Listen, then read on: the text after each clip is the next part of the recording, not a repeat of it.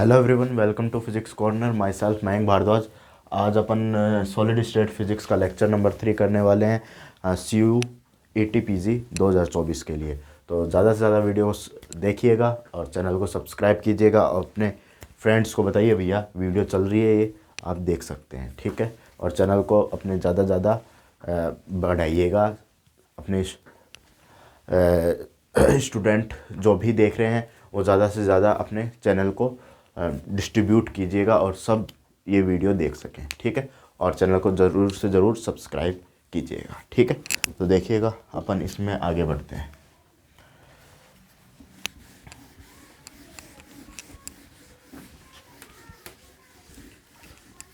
देखो, इस लेक्चर में अपन क्या पढ़ने वाले हैं उसको ही अपन आगे एक देखेंगे, ठीक है।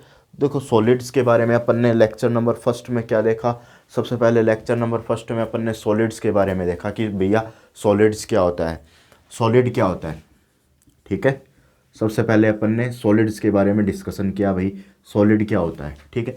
उसके बाद में अपन ने उससे रिलेटेड क्रिस्टल के बारे में पढ़ा, क्रिस्टल क्या होता है, क्रिस्टल क्या होता है, ठीक है। और सॉलिड अपन पढ़ते हैं तो कौन सी प्रॉपर्टी का यूज़ लेते हैं। सॉलिड पढ़ते हैं तो कौन सी प्रॉपर्टी का यूज़ लेते हैं जब अपन सॉलिड पढ़ते हैं। जब हम सॉलिड पढ़ते हैं तो कौन सी प्रॉपर्टी का यूज़ लेते हैं, ठीक है। तो मैंने 5 प्रॉपर्टी के बारे में डिस्कशन किया था। फर्स्ट प्रॉपर्टी के बारे में मैंने डिस्कशन किया था मैग्नेटिक प्रॉपर्टी, मैग्नेटिक प्रॉपर्टी। दूसरी property electric property, electric property, ठीक है। तीसरी प्रॉपर्टी अपने पास है मैग्नेटिक इलेक्ट्रिक, और तीसरी अपने पास है मैकेनिकल प्रॉपर्टी। मैकेनिकल रिवाइज करवा रहा हूँ मैं इसमें, मैकेनिकल प्रॉपर्टी के बारे में डिस्कशन किया था, ठीक है। इसके बाद में आपके पास जो प्रॉपर्टी रहती है ऑप्टिकल प्रॉपर्टी, ऑप्टिकल प्रॉपर्टी, ठीक है। Optical property, electric property, magnetic mechanical property, ऐसी जो प्रॉपर्टी है इनके बारे में डिस्कशन किया था। इसको मद्देनज़र रखते हुए अपन सॉलिड्स की बात करते हैं। फिर अपन ने क्रिस्टल के बारे में पढ़ा था कि क्रिस्टल कितने टाइप के होते हैं। क्रिस्टल आपके पास क्रिस्टलाइन सॉलिड होते हैं। क्रिस्टल कितने टाइप के होते हैं, क्रिस्टलाइन सॉलिड होते हैं। और दूसरा होता है नॉन क्रिस्टलाइन सॉलिड होता है, नॉन क्रिस्टलाइन सॉलिड होता है। दो तरह के सॉलिड होते हैं, एक होता है क्रिस्टलाइन सॉलिड, एक होता है नॉन क्रिस्टलाइन सॉलिड। जो क्रिस्टलाइन सॉलिड होता है वो क्या होता है, एक पीरियोडिक अरेंजमेंट होता है। क्रिस्टलाइन सॉलिड क्या होता है, एक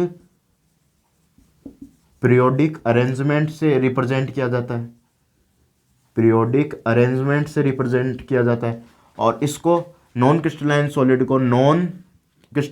को रैंडमली अरेंजमेंट से रिप्रेजेंट किया जाता है, रैंडमली अरेंजमेंट से रिप्रेजेंट किया जाता है।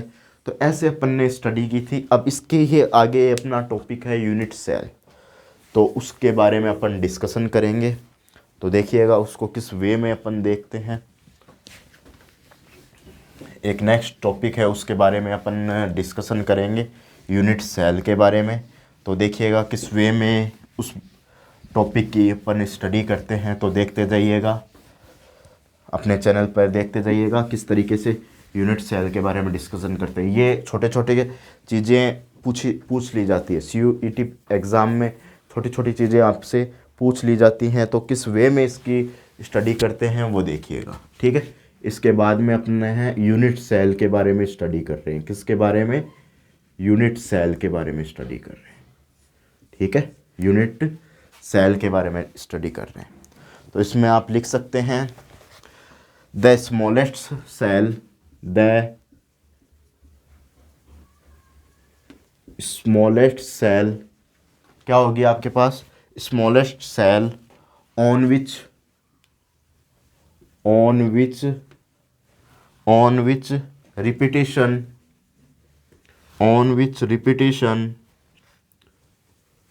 Repetition crystal on which repetition crystal generated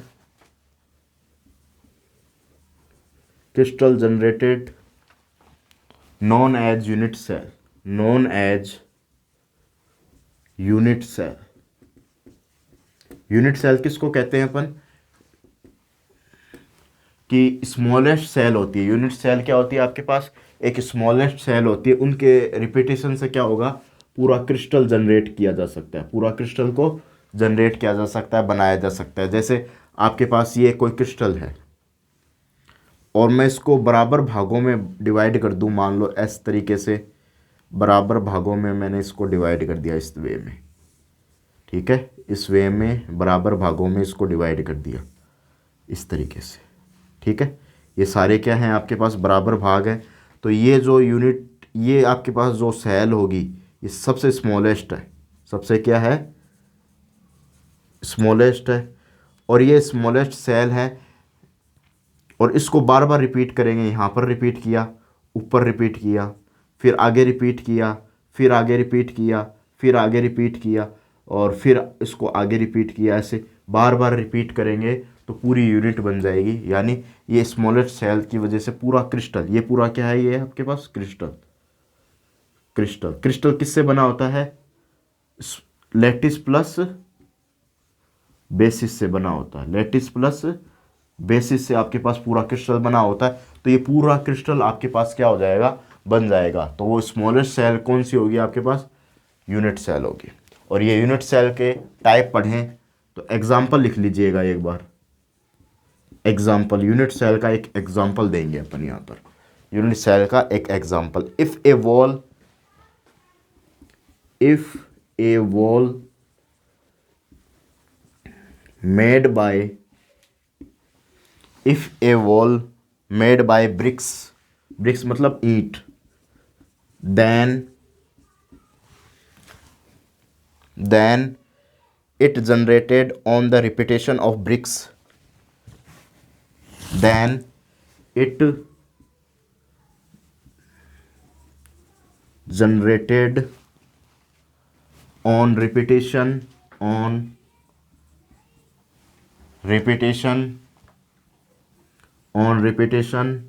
of the bricks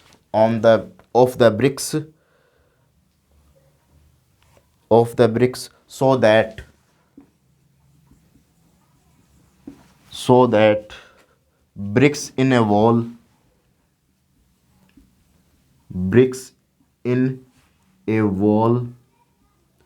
behave like a unit cell, ठीक है। तो इसका मतलब क्या हो गया आपके पास, ए वॉल मेड बाय ब्रिक्स से बनी होती है और इसके रिपीटिशन से क्या होगा, पूरा आपके पास वॉल बन जाएगा। तो जो ब्रिक्स किसके तरह बिहेव करती है, तो ब्रिक्स इन वॉल किस तरीके से बिहेव करती है, तो किस वे में बिहेव करती है, ये बिहेव करती है यूनिट सेल की तरह बिहेव करती है। किसकी तरह बिहेव करती है, एक यूनिट सेल की तरह बिहेव करती है। एग्जाम्पल भी लिख लीजिएगा। अब लिखिएगा टाइप ऑफ यूनिट सेल, ऊपर लिखिएगा टाइप ऑफ यूनिट सेल। कितने टाइप का यूनिट सेल होता है, टाइप ऑफ यूनिट सेल, दो टाइप की यूनिट सेल होती है, primitive unit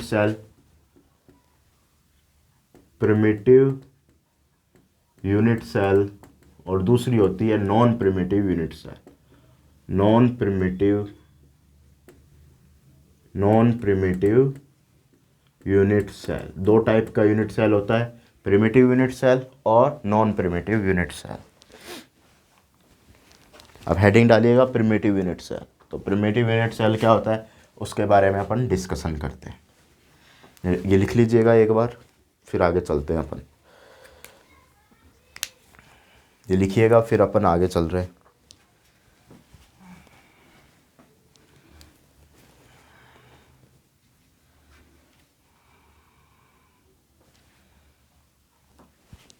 primitive unit cell, non primitive unit cell लिख दीजिएगा हेडिंग।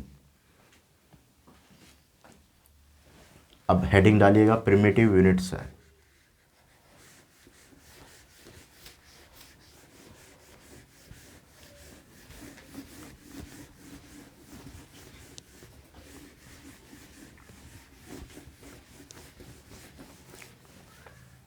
अब हेडिंग डालिएगा primitive unit cell.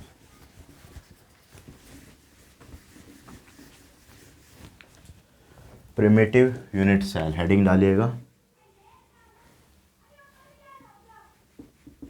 Primitive unit cell. क्या होता है प्रिमिटिव यूनिट सेल, इसके बारे में अपन थोड़ा सा डिस्कशन कर लेते हैं। ठीक है, प्रिमिटिव यूनिट सेल क्या होता है इसके बारे में थोड़ा सा अपन डिस्कशन मोड ले लेते हैं। तो देखिएगा किस तरीके से इसको स्टडी करते हैं।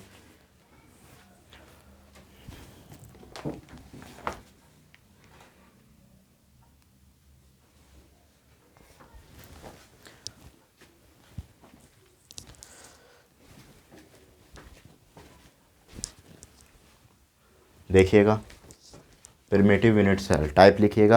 प्रिमिटिव सेल के दो टाइप होते हैं, प्रिमिटिव, नॉन प्रिमिटिव। तो प्रिमिटिव में लिखिएगा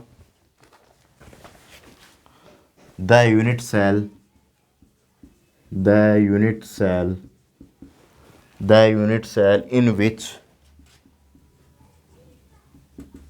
in which atoms attached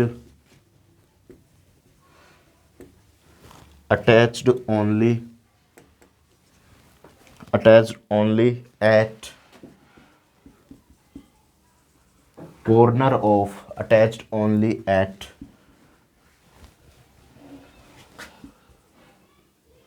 corner of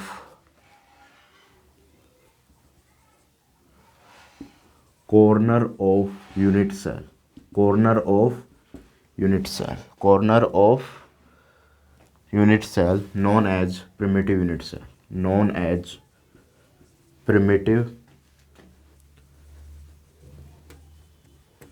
primitive unit cell।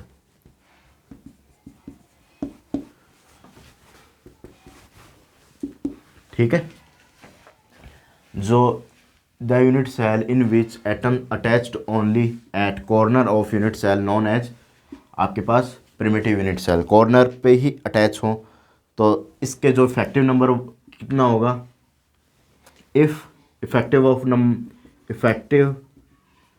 Number of atom of primitive unit cell, जो प्रिमिटिव यूनिट सेल का इफेक्टिव नंबर कितना होगा, 1 होगा, इज वन। जो प्रिमिटिव यूनिट सेल का इफेक्टिव नंबर होगा वो कितना होगा, इज 1। इसका क्या होगा, प्रिमिटिव यूनिट सेल का इफेक्टिव नंबर ऑफ एटम होगा। तो वो क्या होगी, that cell is known as primitive unit cell.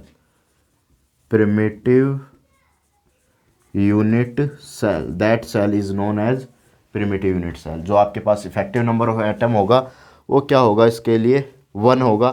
तो दैट सेल क्या कहलाएगी, आपके पास प्रिमिटिव यूनिट सेल कहलाएगी। यानी कहने का मतलब है the unit cell in which atom attached only at corners पर अटैच हो, यूनिट सेल के क्या हो, कॉर्नर्स पर अटैच हो, वो यूनिट सेल क्या कहलाती है, प्रिमिटिव यूनिट सेल कहलाती है।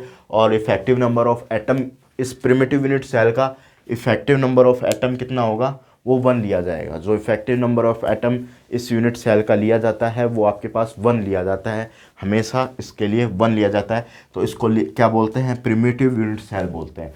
जो यूनिट सेल के लिए इफेक्टिव नंबर ऑफ एटम 1 होगा वो प्रिमिटिव यूनिट सेल होगी। कैसे, एग्जाम्पल लेंगे इसका, क्या लेंगे, एग्जाम्पल लेंगे। तो देखिए एग्जाम्पल ले एक 4 कॉर्नर वाले ले लिए। ये आपके पास एक स्क्वायर है, क्या लिया है अपन ने, एक स्क्वायर लिया है। ठीक है, स्क्वायर लिया तो इसका एटम यहाँ पर अटैच हो जाएगा, एक एटम आपके पास यहाँ पर अटैच हो जाएगा, एक एटम आपके पास यहाँ पर अटैच हो जाएगा, एक एटम आपके पास यहाँ पर अटैच हो जाएगा। मतलब चारों कॉर्नर पर आपके पास क्या हो रहे हैं, इसमें एटम अटैच हो रहे हैं। ठीक है, तो इफेक्टिव नंबर ऑफ एटम कितना हो जाएगा, 1/4। एक एटम के लिए क्या होगा, 1/4 डिस्ट्रीब्यूशन होगा। एक एटम का 4 एटम पर कितना डिस्ट्रीब्यूशन होगा, 1/4, और टोटल एटम कितने हैं 4, तो कितना हो जाएगा 1 हो जाएगा। तो कितना हो जाएगा आपके पास 1 हो जाएगा। नेक्स्ट एग्जाम्पल लेंगे, पहले इतना लिखे स्क्वायर का। एक क्यूब का भी एग्जाम्पल लेंगे, आपको अच्छे से पता लगे कि जो इफेक्टिव नंबर ऑफ एटम इसके लिए कितना आता है 1 ही आता है। इसके लिए इफेक्टिव नंबर ऑफ एटम कितना आता है 1 ही आता है। इसका अपन डिस्कशन करेंगे, ठीक है, नोट कर लीजिएगा इसको।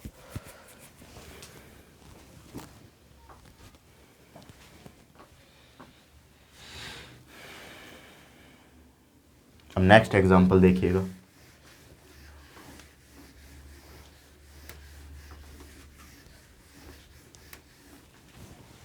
नेक्स्ट एग्जांपल देखिएगा, एक क्यूब लेंगे बच्चों, ठीक है, एक क्यूब लेंगे इस वे का, इस वे में एक क्यूब लेंगे, ठीक है। ये आपके पास क्या हो गया, एक क्यूब आ गया इस तरीके का। इस पे एटम कितने होंगे, 8 कॉर्नर्स पर अटैच होंगे इस तरीके से। 8 कॉर्नर्स पे क्या होंगे, एटम अटैच होंगे इस तरीके से, ठीक है। एटम क्या होंगे 8 कॉर्नर्स पे इस तरीके से अटैच होंगे, इस तरीके से अटैच होंगे, इस तरीके से अटैच होंगे, इस तरीके से अटैच होंगे, इस तरीके से अटैच होंगे। तो टोटल एटम कितने हो गए, एक एटम का जो डिस्ट्रीब्यूशन कितना हो गया 1/8, और टोटल एटम 1 2 3 4 5 6 7 8, तो 8 एटम हो गए। तो टोटल डिस्ट्रीब्यूशन कितना हो जाएगा 1 हो जाएगा। तो ये जो एटम हो जाएगा 1 हो जाएगा। तो ये यूनिट सेल क्या हो गई आपके पास, एक प्रिमिटिव यूनिट सेल का एग्जांपल हो गया। ये किस यूनिट सेल का एग्जांपल हो गया, एक प्रिमिटिव यूनिट सेल का एग्जांपल हो गया। अब डालेंगे नॉन प्रिमिटिव यूनिट सेल, पहले इतना नोट कीजिए, फिर अपन बात करेंगे नॉन प्रिमिटिव यूनिट सेल की। भैया नॉन प्रिमिटिव यूनिट सेल को किस तरीके से एक्सप्लेन करते हैं, नॉन प्रिमिटिव यूनिट सेल को किस तरीके से बनाते हैं, ठीक है। नॉन प्रिमिटिव यूनिट सेल को किस तरीके से बनाते हैं, ठीक है। देखिएगा नॉन प्रिमिटिव यूनिट सेल को, देखिएगा ये हो गया प्रिमिटिव। अब नॉन प्रिमिटिव की बात करेंगे कि नॉन प्रिमिटिव को किस तरीके से लेते हैं, ठीक है। तो देखिएगा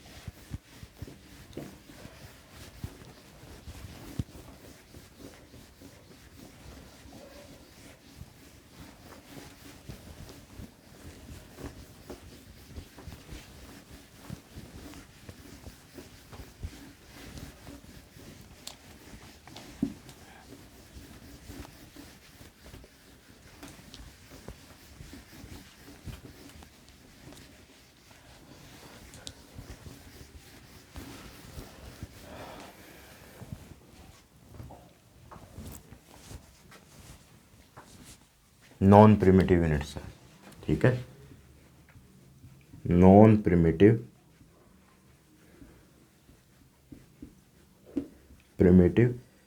यूनिट सेल, इसके बारे में चर्चा करते हैं, ठीक है।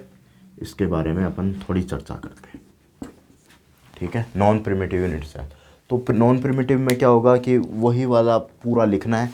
तो इसमें क्या कहेंगे, यूनिट सेल, इसमें लिख लीजिएगा नॉन प्रिमिटिव यूनिट सेल में, मैं लिखवा देता हूँ, नोट्स बना लीजिएगा।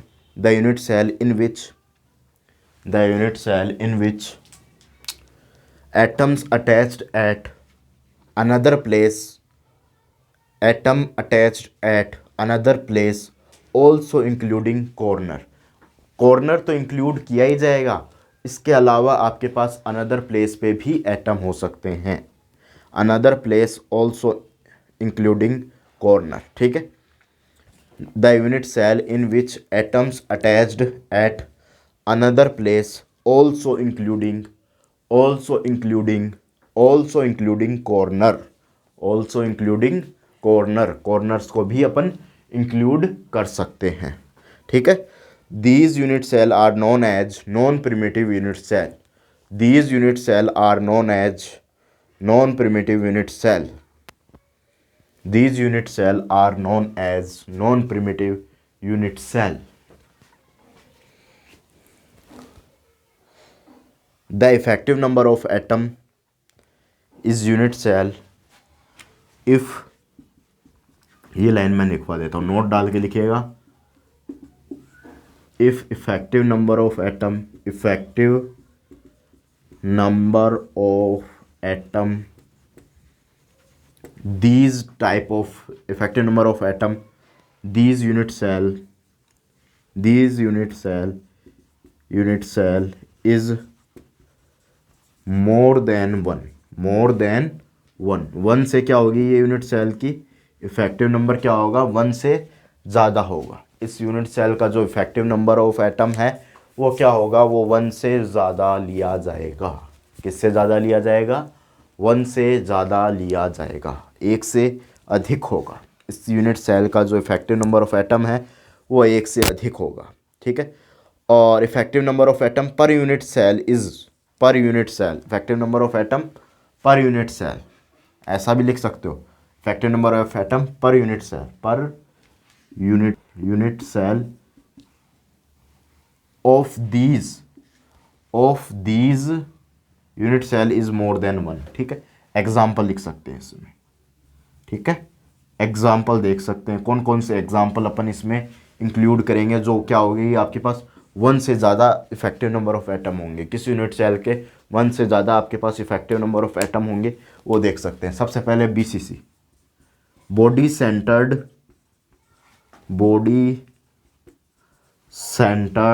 क्यूब, बॉडी सेंटर्ड क्यूब, ठीक है। इसका एग्जाम्पल क्या है, बॉडी सेंटर्ड क्यूब, ठीक है। सबसे पहला एग्जाम्पल है बॉडी सेंटर्ड क्यूब। तो इसका जो मैं डायग्राम बना रहा हूँ वो कुछ इस तरीके से है, ठीक है, देखते जाइएगा। कुछ इस वे में इसका डायग्राम है, ठीक है। यहाँ पर एक एटम होगा, यहाँ पर एक एटम होगा, इंक्लूडिंग कॉर्नर्स पर तो एटम होंगे, इसके अलावा अनदर प्लेस पे भी एटम अवेलेबल हो सकते हैं। कॉर्नर्स तो इसमें क्या होंगे, इंक्लूड किए जाएंगे, इसके अलावा अपन और कहीं भी एटम्स को अटैच कर सकते हैं, ठीक है। ये कॉर्नर्स को इंक्लूड कर रहे हैं अपन, ठीक है, ये कॉर्नर्स को इंक्लूड कर दिया, ये कॉर्नर्स को इंक्लूड कर दिया। एटम एक सेंटर पे होगा, क्योंकि बॉडी सेंटर्ड बोला है ना, एक सेंटर पर एटम लिया जाएगा इस तरीके का। तो इसके इफेक्टिव नंबर ऑफ एटम क्या होंगे, 1/8 इंटू 8, 8 एक डिस्ट्रीब्यूशन, एक एटम का जो कॉर्नर्स पर है, ये कॉर्नर्स पर एटम है, इसका क्या डिस्ट्रीब्यूशन क्या होगा, 1/8। टोटल एटम कितने, 8 प्लस 1 सेंटर पर है, तो कितना हो गए, 1 + 1 2 हो गए, मतलब मोर देन 1 है। जो मोर देन 1 होता है BCC के लिए, तो BCC किस में आता है, इसमें BCC आता है एग्जाम्पल, FCC आता है एग्जाम्पल, SCP आता है एग्जाम्पल, ये सारे आपके पास, ECC भी इसका एग्जाम्पल होता है, एंड सेंटर्ड क्यूब, ठीक है। ECC भी इसका क्या होता है, एक एग्जाम्पल होता है। तो ऐसा पूछ ले, नॉन प्रिमिटिव यूनिट सेल का एग्जाम्पल कौन कौन से हैं, तो सबसे पहले BCC बोल दिया, और फिर बोल दिया सिंपल क्यूब बोल दिया, फिर क्या BCC प्लस सिंपल क्यूब दोनों होता है, और नॉन कोई भी एग्जाम्पल नहीं है। तो कौन सा करेक्ट होगा इसमें, ये वाला तो होगा नहीं, क्योंकि दोनों को इंक्लूड कर रहा है ये, तो ये एग्जाम्पल हो गया। तो ये आपने पढ़ा ही नहीं कि प्रिमिटिव कौन सा होता है, पूछ लिया तो BCC बोल दिया, FCC बोल दिया, SC बोल दिया, नॉन बोल दिया, तो प्रिमिटिव कौन सा होगा, SC आपका एग्जाम्पल करेक्ट होगा, ठीक है। इस तरीके के नॉन प्रिमिटिव यूनिट सेल से रिलेटेड आपके पास क्वेश्चन पूछे जा सकते हैं, ठीक है। अब FCC कैसे होगा, FCC क्या होता है, फेस सेंटर्ड, FCC को क्या बोलते हैं, face centred cube, face centred cube बोलते हैं। FCC को क्या बोलते हैं, फेस सेंटर्ड क्यूब। तो इसका जो एग्जाम्पल होगा वो कुछ इस तरीके से स्ट्रक्चर बनेगी, इसकी स्ट्रक्चर कुछ इस वे में बनेगी, इस वे में बनेगी इसकी स्ट्रक्चर, ठीक है, देखते जाइएगा। इस वे में इसकी क्या बनेगी, एक स्ट्रक्चर बनेगी, एटम्स यहाँ अटैच होंगे, एटम्स को क्या किया जाएगा, यहाँ पर अटैच किया जाएगा, और इसके अलावा इसकी फेसेस पर, फेस सेंटर्ड है, FCC का मतलब क्या है, फेस सेंटर्ड है, तो इसके फेस पे भी एक एटम अटैच किए जाएंगे इस तरीके से, ठीक है, इस तरीके से एटम अटैच करेंगे। तो इफेक्टिव नंबर ऑफ एटम, एक इस एटम का कितना हो जाएगा 1/8, 8 प्लस इसका कितना हो जाएगा, इसका कितना हो जाएगा, इसका कितना हो जाएगा योगदान 1/2। और ये कितने एटम है, ये एटम है 6, तो 1 + 3, ये तो इसका डिस्ट्रीब्यूशन कितना हो गया 4, इसका डिस्ट्रीब्यूशन हो गया, ठीक है। इसका कितना डिस्ट्रीब्यूशन हो गया, इसका 4 हो गया, क्योंकि इसके जो फेसेस पर है वो 1/2 का डिस्ट्रीब्यूशन है, जो फेसेस पर है, ये फेस पे है तो इसका डिस्ट्रीब्यूशन कितना हुआ 1/2 हुआ, इस फेस पर हुआ तो इसका डिस्ट्रीब्यूशन कितना होगा, इसका डिस्ट्रीब्यूशन 1/2 होगा, इसका डिस्ट्रीब्यूशन 1/2 होगा, ऐसे 6 है। इसका इस फेसेस पर इसका डिस्ट्रीब्यूशन, एटम 1 है इस पे, तो इसका डिस्ट्रीब्यूशन कितना होगा 1/2 होगा। तो इस तरीके से आपके पास इसमें डिस्ट्रीब्यूशन लिए जाते हैं, ठीक है। इसमें इस तरीके से डिस्ट्रीब्यूशन को इंक्लूड किया जाता है। तो ये आपके पास क्या हो जाएगा, एफसीसी स्ट्रक्चर हो जाएगी। तो एफसीसी स्ट्रक्चर में आपके पास एक का योगदान कितना होता है 1/2 लिया जाता है, ठीक है। और अब नेक्स्ट है एससीपी की आएगी स्ट्रक्चर, जब अपन इसकी बात करेंगे। अब इसके बाद में कौन सी स्ट्रक्चर है, ईसीसी। ईसीसी का मतलब and centred cube, and centred cube. तो इसकी चर्चा और कर लेते हैं, ठीक है। एंड सेंटर्ड क्यूब, ये नोट कर लीजिएगा, ये इंपॉर्टेंट बातें हैं, इससे रिलेटेड नोट कीजिएगा।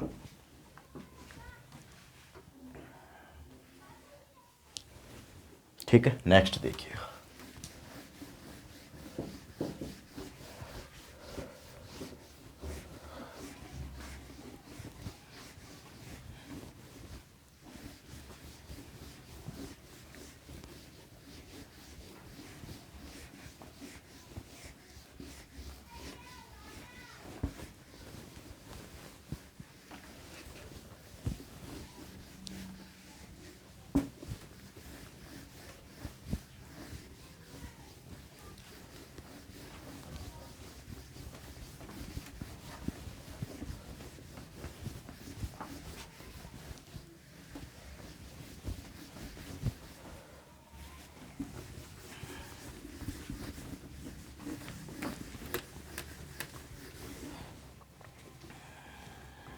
नेक्स्ट है ईसीसी।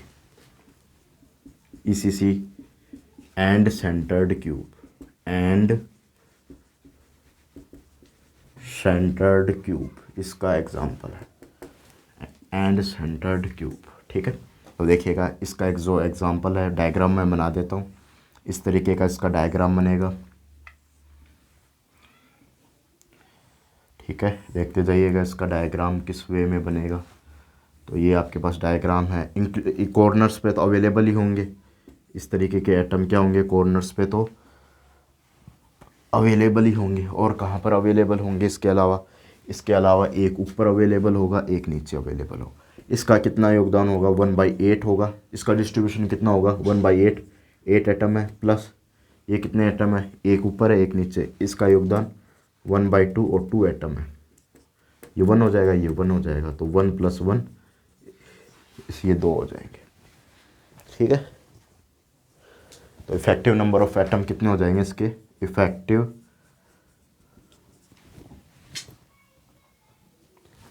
नंबर ऑफ एटम कितने हो जाएंगे इसके लिए 2 ले लिए जाएंगे। इफेक्टिव नंबर ऑफ एटम कितने ले लिए जाएंगे 2, इसको ले लिए जाएंगे, ठीक है। इस तरीके से इस प्रॉब्लम को अपन सॉल्व करते हैं।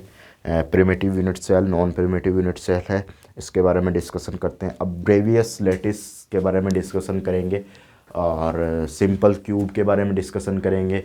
नेक्स्ट बीसीसी के बारे में ये टॉपिक अपन डिस्कशन करेंगे, मैं बता देता हूँ।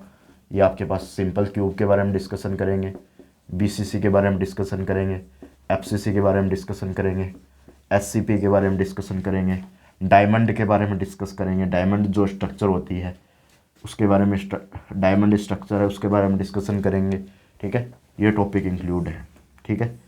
ये टॉपिक अपन डिस्कशन करेंगे। ये मोटिव है, इसमें से बहुत से अच्छे क्वेश्चन पूछे जाते हैं, ऐसे अच्छे से पूरी कंप्लीट जो टॉपिक्स हैं इनके बारे में अपन अच्छे से डिस्कशन करेंगे। तो नेक्स्ट वीडियो में अपन सिंपल क्यूब के बारे में पढ़ेंगे, उससे पहले ब्रेवियस लैटिस के बारे में पढ़ेंगे, और इससे रिलेटेड कई और बातें करेंगे। Type of lattice, type of lattice, type of lattice in two dimensional, in 2D, 2D, और type of lattice, type of lattice in 3D। इन जो टॉपिक्स हैं इनके बारे में भी अपन अच्छे से डिस्कशन करेंगे। Type of lattice in 2D, type of lattice in 3D, इनके बारे में भी डिस्कशन करेंगे। और simple cube, BCC, FCC, SCP और डायमंड स्ट्रक्चर के बारे में भी अपन अच्छे से डिस्कशन करेंगे। तो इस क्लास को अब यहीं अपन रोकते हैं। तो चैनल को लाइक कीजिएगा, शेयर कीजिएगा और वेट कीजिएगा लेक्चर नंबर 4 के लिए। और लाइक कीजिएगा, शेयर करना मत भूलिएगा और चैनल को ज़रूर से सब्सक्राइब कीजिएगा। और ये टॉपिक्स अपन नेक्स्ट वीडियो में डिस्कशन करेंगे। और तब तक के लिए चैनल को लाइक कर लीजिएगा, शेयर कर लीजिएगा और कंप्लीट ये जो वीडियोस हैं, 3 लेक्चर हो चुके हैं, वो कंप्लीट वीडियोस देख लीजिएगा। Thank you. Happy learning.